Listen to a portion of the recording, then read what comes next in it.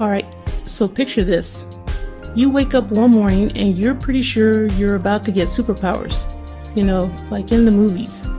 Maybe you'll be able to talk to squirrels, or maybe you'll finally be able to find both matching socks in the dryer. Except instead of getting bitten by a radioactive spider, I got a phone call from a doctor. He sounded like a game show host who just had way too much coffee. He said, "Congratulations, you've been selected for a once-in-a-lifetime opportunity." I thought, great. Is it a cruise? A new car? A lifetime supply of those little cheese crackers? Nope. It was a chance to be the very first person on planet Earth to try a brand new top secret, never before seen medical treatment.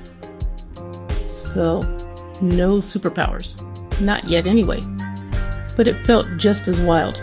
Batman has the Joker, Superman has Lex Luthor, I have multiple sclerosis, or as I like to call it, Mischievous Stephen. Like a guy who puts salt in your coffee as a prank. Imagine your body is a super advanced electrical system. Your brain sends messages down wires, called nerves, to tell your body what to do. Hey leg, walk. Hey hand, grab that last piece of pizza. But with MS, my immune system gets confused. It thinks those nerve wires are bad guys. So it attacks them. It's like having your own internal security team, but they're really, really bad at their jobs. Like, they're trying to tackle the pizza delivery guy instead of the burglar. This messes up the messages. Sometimes they get slow. Sometimes they get jumbled. Sometimes they don't show up at all. The hospital where this all went down was not your average hospital. It felt more like a secret headquarters. They sat me down in a room with way too many flashing lights and screens. It looked like the bridge of the Starship Enterprise. There was Dr. Rana Zabad at Nebraska Medicine, the genius leader who explained everything with the enthusiasm of a kid on Christmas morning. They weren't just going to reboot my immune system. They were going to take it out, clean it, and put it back in. The real explanation involved words like hematopoietic stem cells and immunoablation. I just nodded and smiled, pretending I understood. In my head, tiny tongs, tiny sink with tiny soap, tiny hairdryer blow dry, then placing it back inside me. The whole process was an epic saga. Then came the main event, the stem cell transplant. My own stem cells, collected earlier, were being given back to me. As the bag of cells hooked to my IV, Dr. Zabad called it my new birthday. Great, another birthday. Do I get cake? Being the first patient for anything is a strange experience. You are simultaneously the most important person in the room in a walking, talking science project. Every twitch, every sneeze, every weird craving for pickles at 3 a.m., I felt like a celebrity. But instead of paparazzi, I had nurses with clipboards. My main goal, besides getting better, was to not be a boring patient. I was determined to be the most memorable human guinea pig they'd ever had. It was the loud, wisecracking, let's put on a fashion show with these hospital gowns kind. It's about being terrified and still finding the energy to ask the doctor if he can rig the IV pole to play disco music. I learned the nurses' life stories. I named my IV stand Stan. Stan was a great listener. I held contests for the best drawn smiley face on my whiteboard.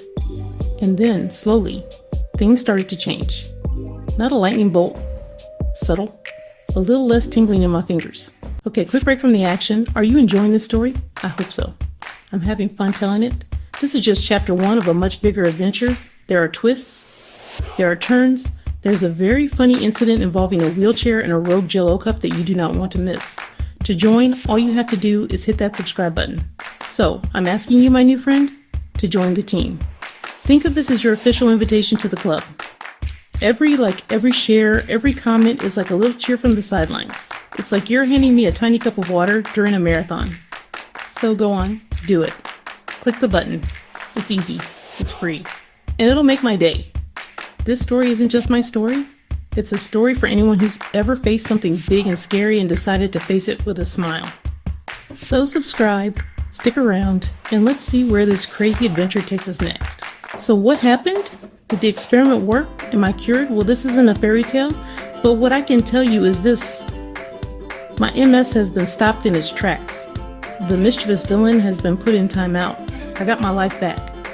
I can walk without arguing with doorknobs.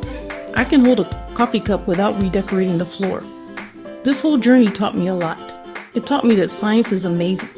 It's made of people who are curious, brave, willing to try the impossible. It taught me that hope is a real, tangible thing. It's not just a nice word, it's a force. Hope is the fuel for the future. and the future is looking pretty exciting. What's next for science? Maybe they'll cure the common cold. Maybe they'll figure out how to make broccoli taste like chocolate. I'm holding out for toast that butters itself. That, to me, is the pinnacle of human achievement. Or maybe flying cars. I'd be happy with flying cars too, as long as I'm the one driving. Well, maybe not. I'd probably still crash. My story is proof that sometimes the craziest ideas are the best ones. A little bit of humor can get you through almost anything, and you don't need to be bitten by a radioactive spider to be a hero. Show up. Be brave. Be willing to laugh at the absurdity of it all. So, stay tuned. The future is coming, and I have a feeling it's going to be hilarious. And hopefully, full of perfectly buttered toast.